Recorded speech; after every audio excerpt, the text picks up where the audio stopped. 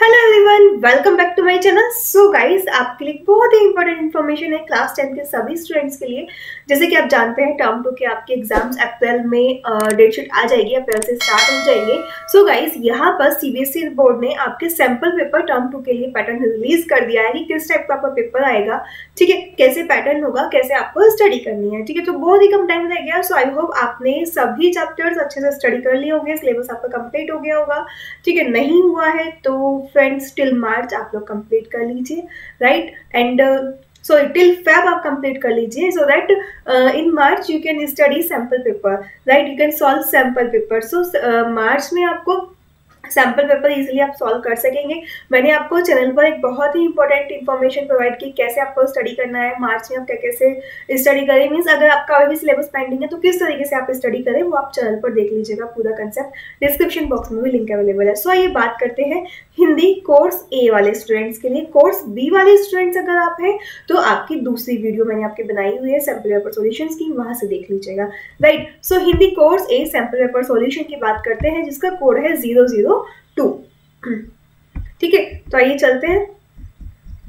Now you can see here the paper you have to given by the CBSE board, and here we will see, or we will also see the solution, ठीक है। we will see both question and solution here. So guys, video को and तक देखना so that easily आप पूरा concept को समझ सके। नाउ हिंदी आप देख सकते हैं टर्म 2 वाले स्टूडेंट्स के लिए है ये आपका, राइट। हिंदी कोर्स ए 002 आपका कोड है। 40 मार्क्स का आपका पेपर होगा, बिकॉज 40 मार्क्स का आपका ऑलरेडी हो चुका है एंड 20 मार्क्स का इंटरनल होगा। 10 मार्क्स जो आपका टर्म 1 में हुआ था और 10 मार्क्स आपका यहाँ से जाएगा। तो एक चीज का ध्यान रखना, जो आपका पेपर होगा वो 2 आवर्स का होगा, ना कि 1 आवर्स का। सो ध्यान रखना, अपना माइंड अच्छे सेटअप कर लीजिएगा कि आपको जो पेपर होगा वो 2 आवर्स का होगा, 2 आवर्स में कंप्लीट करना है, ना कि 3 आवर्स में। एंड 40 मार्क्स का आपका पेपर होगा, 40 मार्क्स का आपका टर्म 1 हो चुका है, राइट। सो क्वेश्चन को आगे पढ़ते हैं कि जो आपका क्वेश्चन पेपर है उसमें आपको 2 खंड दिए हुए हैं, खंड ख और खंड ख, यानी कि सेक्शन ए और सेक्शन बी आपको गिवन है। सभी क्वेश्चन आपको करने हैं, यथासंभव सभी प्रश्नों के उत्तर क्रमानुसार ही लिखिए, सीक्वेंस वाइज आप सभी के आंसर लिखिए, ठीक है। लेखन कार्य में स्वच्छता का विशेष ध्यान रखें, यानी कि राइटिंग बिल्कुल साफ होनी चाहिए। खंड क में कुल 3 प्रश्न है, दिए गए निर्देशों का पालन करते हुए इनके उप प्रश्नों का उत्तर दीजिए। मीन्स टोटल 3 क्वेश्चन है, जिसमें भी अंदर उनके कुछ उप प्रश्न, मीन्स उनको और पार्ट्स में डिवाइड किए गए हैं, उनका अदर क्वेश्चन गिवन है।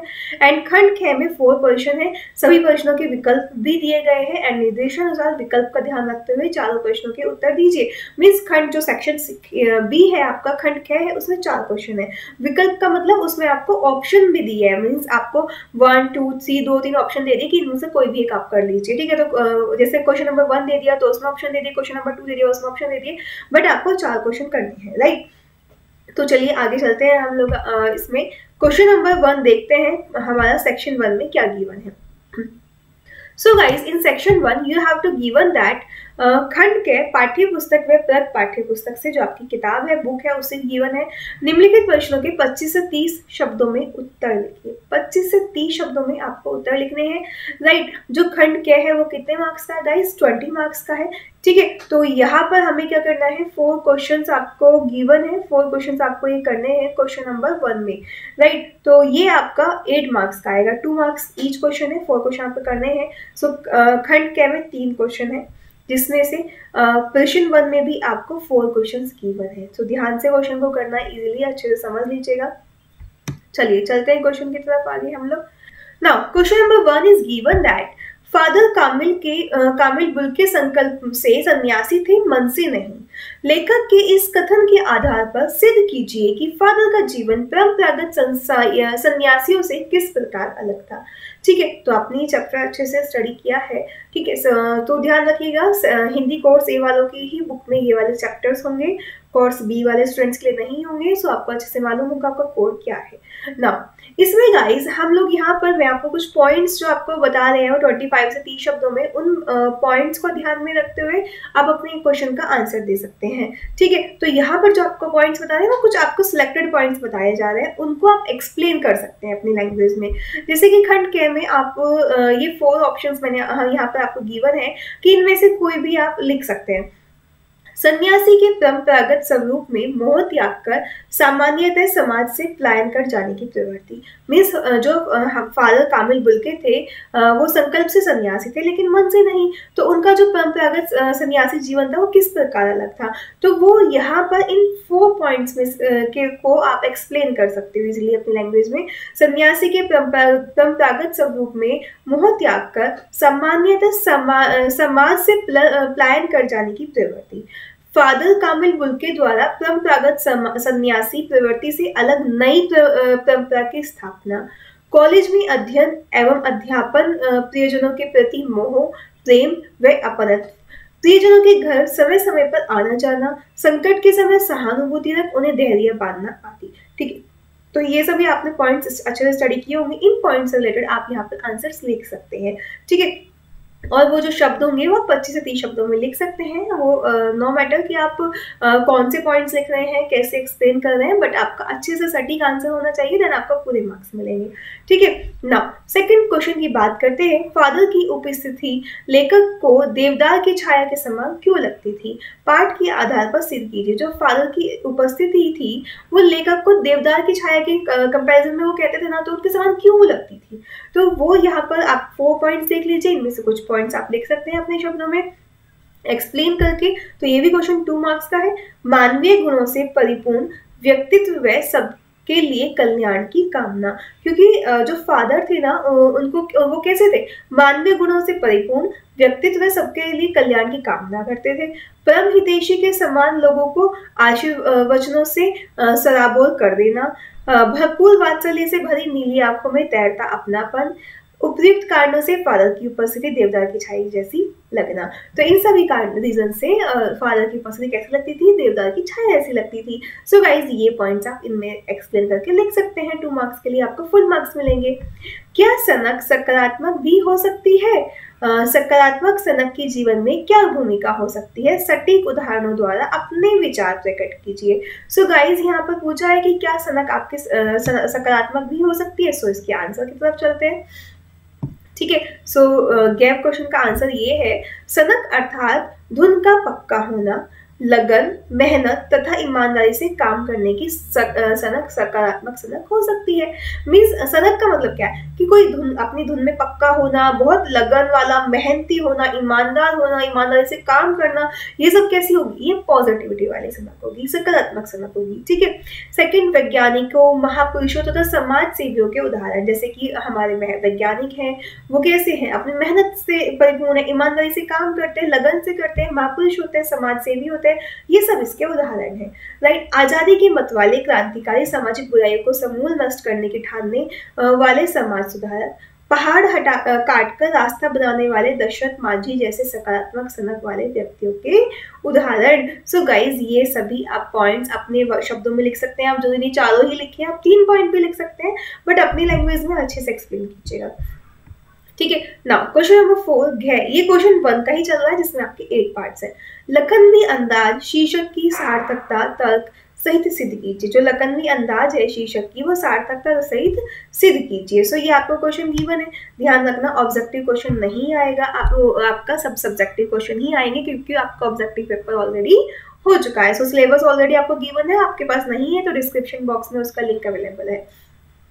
सो आप आंसर देख सकते हैं यहाँ पर इसका क्वेश्चन नंबर घ का, फर्स्ट का घ। राइट, ना विषय वस्तु से शीर्षक के पूरी तरह मेल खाने में ही शीर्षक की सार्थकता। जो विषय वस्तु है उससे शीर्षक का पूरी तरह मेल खाने में ही शीर्षक की सार्थकता है। लखनवी अंदाज शीर्षक की कथानक से पूर्णतः संबद्धता। झूठी नवाबी, शान, दिखावा, सनक, नजाकत आदि का वर्णन। लेखक को दिखाने के लिए खीरे की फाके सूंघकर खिड़की से बाहर फेंकने वाली घटना का उल्लेख आदि। ये सभी जो होता है ये लखनवी अंदाज शीर्षक की सार्थकता को सिद्ध करता है। सो ये सभी आप पॉइंट्स अपने लैंग्वेज में लिख सकते हैं। आपने चैप्टर अच्छे से स्टडी किया होगा, वो सभी आप पॉइंट्स यहाँ पर एक्सप्लेन कर दीजिएगा। नाउ अब हम किस तरफ मूव कर रहे हैं? सेकंड क्वेश्चन की तरफ। सेक्शन ए में आपके 3 क्वेश्चन थे, तो इसमें आप सेक्शन ए में जो 3 क्वेश्चन थे उसके सेकंड क्वेश्चन की तरफ मूव करते हैं। निम्नलिखित प्रश्नों में से किन्हीं 3 प्रश्नों के 25 से 30 शब्दों में उत्तर लिखिए। यहाँ पर आपको ऑप्शन भी दे दिया, किन्हीं भी 3 प्रश्नों के उत्तर लिखने हैं 25 से 3 शब्दों में। ये भी अगेन आपके 2 मार्क्स के हैं, राइट। तो चलिए आगे क्वेश्चन देखते हैं। क्वेश्चन नंबर 1 इसमें क्या गिवन है, उत्साह कविता के शीर्षक की सार्थकता तर्क सहित स्पष्ट कीजिए। मीन्स जो उत्साह आपकी कविता है उसका शीर्षक की सार्थकता तर्क सहित स्पष्ट कीजिए।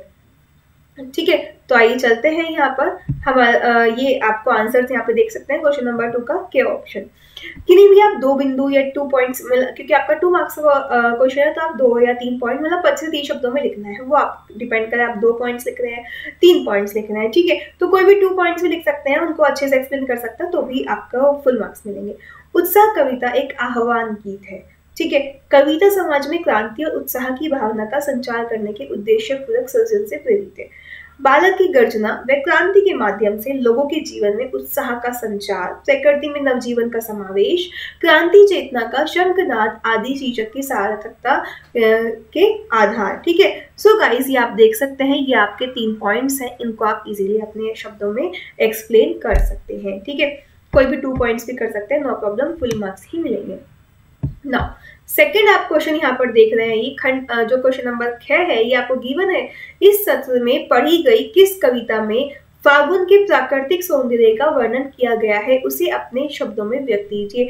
मीन्स जो आपने सर कविता पढ़ी है उस किस कविता में, कौन सी कविता है जिसमें फागुन के प्राकृतिक सौंदर्य का वर्णन किया गया है और उसे अपने शब्दों में भी व्यक्त कीजिए, राइट। तो यहाँ पर अगर हम बात करते हैं, निराला कृत अट नहीं रही है कविता में, ये आपकी कविता है, निराला कृत अट नहीं रही है कविता में चित्रित फागुन के अप्रतिम सौंदर्य की अपने शब्दों में कलात्मक अभिव्यक्ति। मीन्स आपको कौन सी वो कविता है आपकी, निराला कृत अट नहीं रही है, राइट। नाउ उसे अपने शब्दों में स्पष्ट भी करना है, तो फागुन की सर्वव्यापक आभा एवं उसकी अद्भुत सौंदर्य की व्यापकता का उल्लेख, प्रकृति में सौंदर्य व उल्लासों का समावेश, कण कण का फागुन के रंग में रंग जाना आदि, ये सभी क्या है, कलात्मक अभिव्यक्ति है। So guys, this is the answer of this question and you can explain these points into your languages, right. आप अपनी लैंग्वेज में इनको एक्सप्लेन कीजिएगा, 2 मार्क्स आपको मिल जाएंगे, ठीक है। So these are the 2 questions of question number 2। Now यहाँ पे हमें क्वेश्चन नंबर 2 में कोई भी 3 क्वेश्चन करने थे। सो अब आप देख रहे हो गे और घे, ये आपको 2 क्वेश्चन और गिवन है, ठीक है। ये आपको सिलेक्ट करना है कौन सा क्वेश्चन आपसे आता है, कौन सा नहीं आता, कौन सा अच्छे से जानते हैं, जो भी आपको बेस्ट अच्छे से आए वही आप क्वेश्चन को एक्सप्लेन कीजिएगा। नाउ चलते हैं क्वेश्चन नंबर गे की तरफ। इस सत्र में पढ़ी गई किस कविता में कोरी भावुकता न होकर जीवन में संचित किए गए अनुभवों की अनिवार्य सीख है। कविता के नाम के साथ कथन की पुष्टि के लिए उपयुक्त तर्क भी प्रस्तुत कीजिए। मीन्स कौन सी कविता है जिसमें कोरी भावुकता न होकर अपने जीवन में संचित किए अनुभवों की अनिवार्य सीख है, ठीक है। तो ऐसी कविता कौन सी है, ऋतुराज कृत कन्यादान कविता, ठीक है। तो कन्यादान कविता है ऋतुराज कृत की कन्यादान कविता। विदाई के समय माँ की केवल भावुकता का प्रदर्शन नहीं, ठीक है। जीवन में संचित अनुभव पर आधारित उपदेश, जैसे कि सौंदर्य व वस्त्राभूषणों पर न रीझना, मानसिक रूप से दृढ़ बनना आदि, और स्वयं को किसी के सामने लड़की जैसा ना दिखाने आदि की व्यवहारिक सीख। सो गाइस, ये सभी आपके पॉइंट्स हैं। आपने इस कविता में अच्छे से स्टडी किए होंगे, कैसे भावुकता को प्रदर्शन किया है, ठीक है। तो क्या उसके अनिवार्य सीख है। सो ये पॉइंट्स आप अपने लैंग्वेज में एक्सप्लेन करेंगे, सिर्फ पॉइंट्स ही निकला है, इनको अपने लैंग्वेज में एक्सप्लेन करना है। ये आपको पॉइंट्स दिए हैं कि आपको इन पॉइंट्स के बारे में डिस्कस करना है। सो कोई भी 2 पॉइंट्स आप लिख सकते हैं, आपको 2 पॉइंट्स 2 मार्क्स इसलिए मिल जाएंगे। बट जो आपको क्वेश्चन में गिवन है कि वो कविता कौन सी है, तो उसका नाम तो आपको लिखना ही होगा, राइट। नाउ इस सत्र में पढ़ी गई किस कविता की अंतिम पंक्तियां आपको प्रभावित करती है और क्यों। ऐसी कौन सी कविता है जिसकी अंतिम पंक्तियां आपको प्रभावित करती है।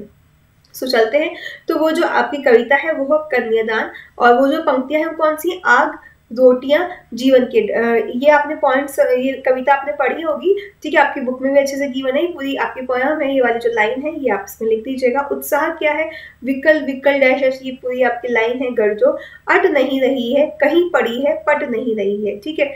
इनमें से किसी एक कविता की उल्लेखित अंतिम काव्य पंक्तियों के प्रभावित करने व प्रिय होने के कारणों का तर्क सहित उल्लेख, ठीक है। तो ये 3 कविता है आपकी, इनमें से कोई भी एक कविता आप उठा लीजिएगा, कोई भी एक कविता के बारे में यहाँ पर आप एक्सप्लेन कर सकते हैं। ये तीनों ही कविता ऐसी हैं जिनकी ये जो पंक्तियां हैं, ठीक है, ये वाली जो पंक्तियां हैं लास्ट की, ये आपको क्या करती है, प्रभावित करती है। तो यहाँ पर 3 पंक्तियां हैं, तीनों में से कोई भी एक पंक्तियों की ये जो लाइन है ये प्रभावित करती है। इनके बारे में आप कोई भी एक के बारे में एक्सप्लेन कर सकते हैं, आपको 2 मार्क्स श्योरली मिल जाएंगे, ठीक है। तो आपको अच्छे समझ आ गया होगा इस क्वेश्चन का आंसर क्या देना है, कंफ्यूज नहीं होना। 3 कविता में से कोई सी कविता आप लिख सकते हैं इन लाइनों के बारे में। नाउ चलते हैं क्वेश्चन नंबर 3 की तरफ, ठीक है। तो अभी हमारे सेक्शन ए के 2 क्वेश्चन सॉल्व हो चुके हैं। अब इसका सेक्शन ए का हमारा क्वेश्चन नंबर 3 आता है। निम्नलिखित में से किन्हीं 2 प्रश्नों के 60 शब्दों में उत्तर दीजिए। कितने शब्दों में गाइस, 60 शब्दों में, और 3 मार्क्स का क्वेश्चन है आपका, 2 क्वेश्चन करने हैं, ठीक है। चलिए चलते हैं। माता का अंचल पाठ में वर्णित बचपन और आज के बचपन में क्या अंतर है, ठीक है। माता का अंचल, ये जो चैप्टर है आपका, इस पार्ट में वर्णित बचपन और आज के बचपन में क्या अंतर है, क्या इस अंतर का प्रभाव दोनों बचपन के जीवन मूल्यों पर पड़ा है, तर्क सहित स्पष्ट कीजिए। चलिए चलते हैं, इसके भी हम आपको कुछ पॉइंट्स बताने जा रहे हैं। सो गाइस वो पॉइंट्स आप लिख लेंगे अच्छे से। तो इस क्वेश्चन के जो पॉइंट्स है वो है आपके खेल खिलौने में खेलने के स्थान में अंतर, जो खेल खिलौने हैं और जो खेलने के स्थान है उनमें अंतर हो गया। पहले खेल खिलौने में खुले में खेलने की जगह बचपन का अब घर या अपने कमरे तक सीमित हो जाना। पहले क्या होता था, खेल खिलौने होते थे लेकिन बच्चे खुले में खेलते थे, ठीक है। और अब क्या होता है, अब अपने घर में ही सीमित होकर रह जाते हैं, क्योंकि बड़ा स्पेस ही नहीं होता है, तो अपने छोटे से कमरों में, घरों में सीमित होकर रह जाते हैं, ठीक है। पहले बचपन को संयुक्त परिवार का प्रेम में समय मिलता था, बड़ा जॉइंट फैमिली होती थी तो इसलिए उनका सभी का प्रेम मिल जाता। लेकिन अब सब कैसे रहते हैं, जॉइंट फैमिली में नहीं रहते। तो अब एकल परिवार में कामकाजी माँ बाप के जाने के बाद एकाकीपन मीन्स जो आपकी फैमिली होती है, अब क्या होती है, सभी मदर फादर दोनों जॉब करते हैं। तो जब दोनों ही जॉब करते हैं, वर्किंग होते हैं, तो बच्चे कैसे होते हैं, अकेलापन फील करते हैं। तो इसमें फर्क आ गया। पहले बड़ों के साथ साथ संस्कार मिलते थे, जब जॉइंट फैमिली होती थी तो बड़ों के संस्कार मिलते थे, रिस्पेक्ट करना सीखते थे। लेकिन अब जो पेरेंट्स हो गए वो क्या हो गए, बिजी हो गए, और जिससे उनके संस्कार में क्या आ गई, गिरावट आ गई। बच्चे संस्कार भूल गए, टीवी देखते हैं तो वो टीवी देखते हैं तो संस्कार तो भूल जाएंगे। माँ बाप अपने क्या होते हैं, बिजी होते हैं, अपनी जॉब कर रहे होते हैं, तो बच्चों को संस्कार नहीं मिल पाते। सो ये वाले पॉइंट्स आप यहाँ पर डिस्कस कर सकते हैं, ठीक है। तो कोई भी ये आप 2-3 पॉइंट डिस्कस कर सकते हैं इजीली अपनी लैंग्वेज में, और आपको 3 मार्क्स मिल जाएंगे, ठीक है ना गाइस। नाउ जॉर्ज पंचम की नाक पाठ में निहित व्यंग्य को स्पष्ट करते हुए बताइए कि मानसिक स्वाधीनता से मुक्ति पाना क्यों आवश्यक है, ठीक है। तो यहाँ पर इस क्वेश्चन को डिस्कस करते हैं। सत्ता से जुड़े लोगों को मानसिक स्वाधीनता का शिकार होना, जो सत्ता से जुड़े लोग हैं, इसको इन लाइन को एक्सप्लेन करना है आपको अपने लैंग्वेज में, ठीक है। तो सत्ता से जुड़े जितने भी लोग हैं उनको मानसिक स्वाधीनता का शिकार होना, सरकारी तंत्र में नीचे से ऊपर तक भ्रष्टाचार व्याप्त होना। देश के आप देखते हो सरकार में क्या होता है, नीचे से लेकर ऊपर तक सभी लोग अधिकतर क्या होता है, भ्रष्टाचारी होते हैं, ठीक है। बहुत ही कम लोग ऐसे होते हैं जो भ्रष्टाचारी नहीं होते, बट मोस्टली भ्रष्टाचारी होते हैं, ठीक है। तो ये सब पॉइंट्स आप डिस्कस करेंगे। देश के सच्चे विकास व आम जनता के सच्चे सम्मान व स्वाभिमान की रक्षा के लिए मानसिक स्वाधीनता से मुक्ति पाना आवश्यक। तो ये जो पॉइंट्स है, ये तीनों पॉइंट्स आप अच्छे से एक्सप्लेन कर सकते हैं। 2 पॉइंट भी कर सकते हैं अपने लैंग्वेज में और 3 भी कर सकते हैं, ठीक है। तो ये आपको 60 शब्दों में लिखने हैं और आपको 3 मार्क्स यहाँ पर मिल जाएंगे। तो आपने देखा 2 क्वेश्चन हमने कर दिए, 2 ही आपको करने थे।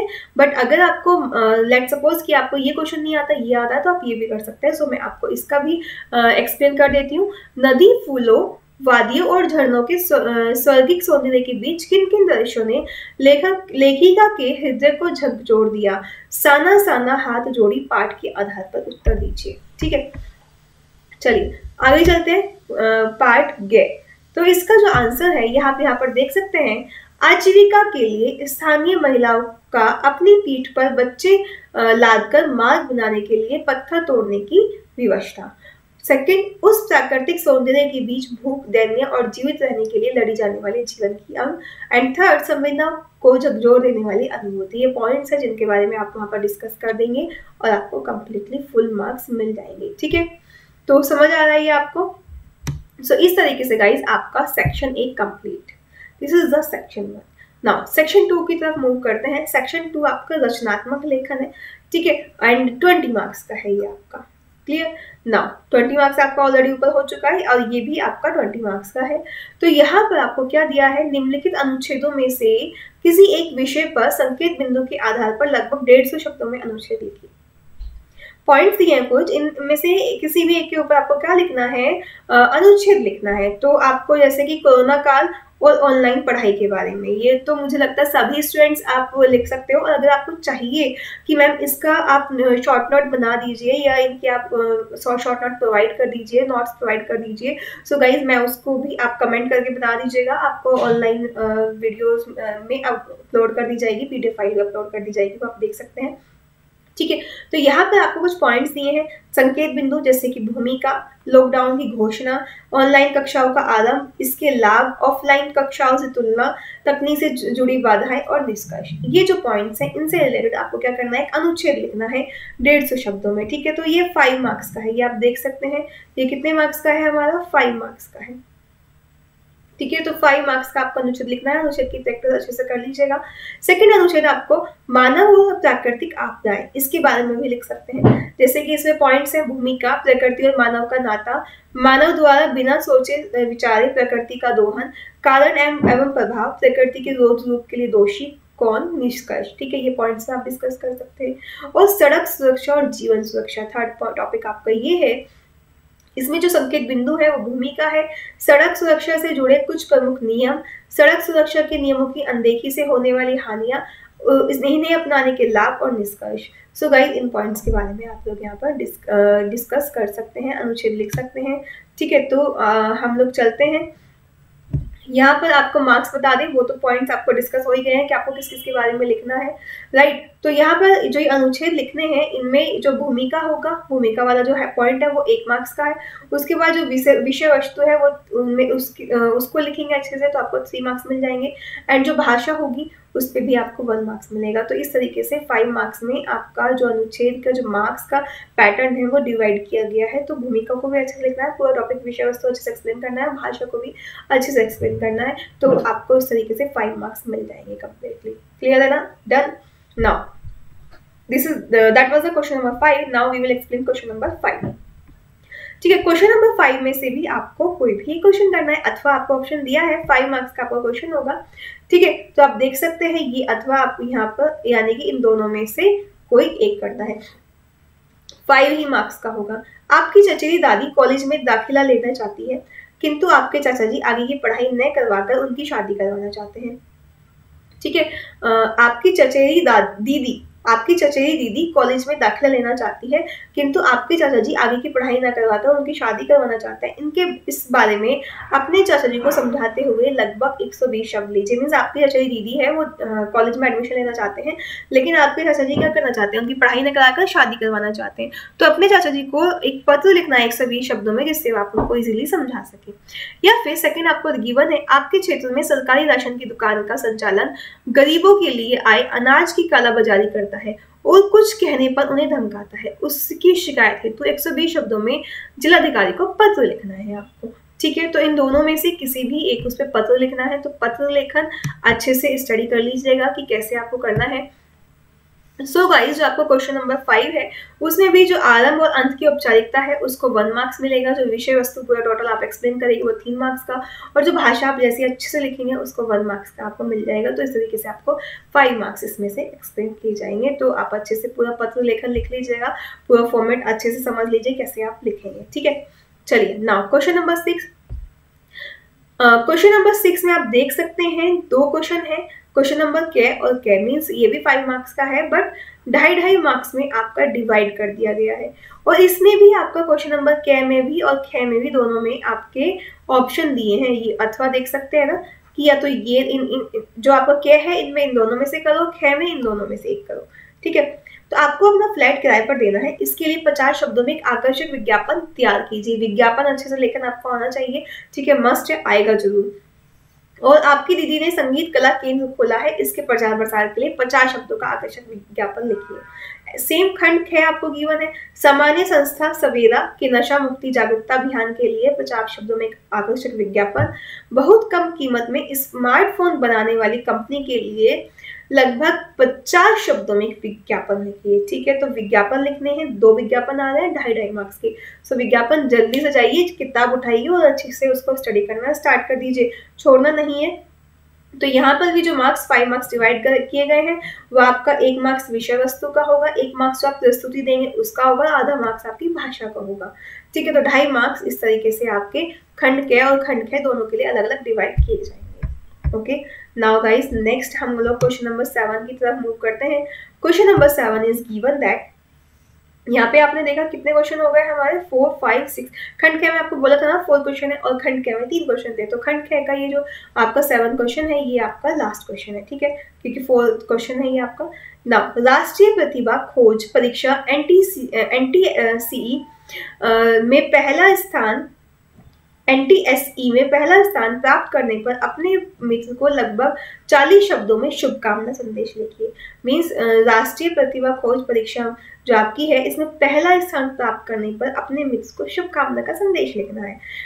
या फिर आप इसमें भी ऑप्शन दिए, 2 क्वेश्चन है, खंड क और ख, मीन्स क और ख 2 क्वेश्चन है जिसमें भी आपके 2 पार्ट्स हैं। साहसिक कार्य के लिए बाल वीरता पुरस्कार में सम्मानित होने वाले अपने मित्र को 40 शब्दों में बधाई संदेश लिखिए। इन दोनों में से जो आपको अच्छा लगे, 2.5 मार्क्स का क्वेश्चन होगा, रचनात्मक प्रस्तुति 1 मार्क्स की, विषय प्रस्तुति वस्तु 1 मार्क्स का और भाषा आधा नंबर का होगा, ठीक है। सेम क्वेश्चन नंबर 6, केरल के निवासी अपने मित्र को ओणम के अनुसार 40 शब्दों में बधाई संदेश लिखिए। या फिर भैया भाभी की पहली वर्षगांठ पर 40 शब्दों में एक शुभकामना संदेश लिखिए। सो गाइस इसका भी सेम पैटर्न, ये रचनात्मक प्रस्तुति के 1 मार्क्स, विषय वस्तु का 1 मार्क्स और भाषा का आधा नंबर रहेगा। सो इस तरीके से पूरा आपका मार्किंग और आपका सॉल्यूशन पॉइंट्स यहाँ पर आपको बता दिया गया है कि किस तरीके से आपको करना है, ठीक है। तो अब आप विज्ञापन, पत्र लेखन और अपना शुभकामना संदेश, बधाई संदेश, ये सब अनुच्छेद लेखन, ये सब आप अच्छे से स्टडी कर लीजिए, ठीक है ना। तो पूरा सिलेबस देख लीजिएगा, आपका टर्म 2 में क्या क्या आ रहा है वो मैंने डिस्क्रिप्शन बॉक्स में लिंक अवेलेबल है, वहां से देख सकते हैं। तो ये था आपका हिंदी कोर्स 1 का सिलेबस। सभी फ्रेंड्स को शेयर कर दीजिए, बिकॉज अगर आप अपने फ्रेंड्स के भी शेयर करेंगे तो उनके लिए भी हेल्पफुल होगा। आपको सेल्फिश नहीं बनना है, इसका ध्यान रखना। सभी को हेल्प कीजिए, सभी को मोटिवेट कीजिए, सभी को वीडियो ज़्यादा से ज़्यादा शेयर कीजिए। वीडियो लाइक नहीं किया तो लाइक कीजिए, कमेंट कीजिए, नया है तो चैनल को सब्सक्राइब कीजिए। एंड जितने भी अदर सब्जेक्ट्स के सैम्पल पेपर थे गाइज वो सभी आपको प्रोवाइड कर दिए जाएंगे। एंड डिस्क्रिप्शन बॉक्स में कुछ आपको सब्जेक्ट्स के प्रोवाइड भी कर दिए गए हैं, सो वहाँ से आप देख सकते हैं, राइट। आई होप ये वीडियो आपके लिए हेल्पफुल हो। एंड अदर टॉपिक जो भी आप चाहते हैं या किसी अदर आप सब्जेक्ट चाहते हैं वो सभी जल्दी से कमेंट बॉक्स में करके बताइए, जिससे कि आपके लिए बहुत जल्दी एक वीडियोस और अच्छी अच्छी वीडियोस अभी बनाई जा सके एंड आपके लिए हेल्पफुल हो। सो मिलेंगे नेक्स्ट वीडियो में, बाय बाय, टेक केयर।